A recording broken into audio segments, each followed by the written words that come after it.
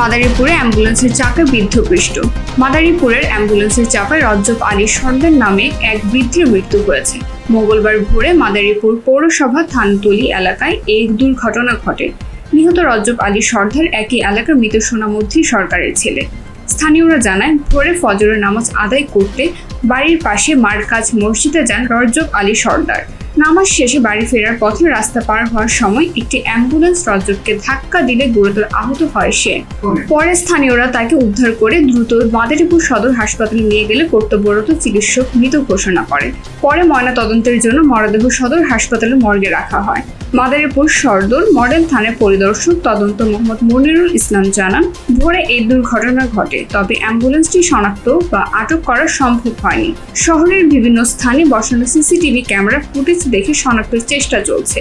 এছাড়া নিহতের পরিবারের থেকে লিখিত অভিযোগ পাওয়া গেলে আইনগত ব্যবস্থা নেওয়া হবে।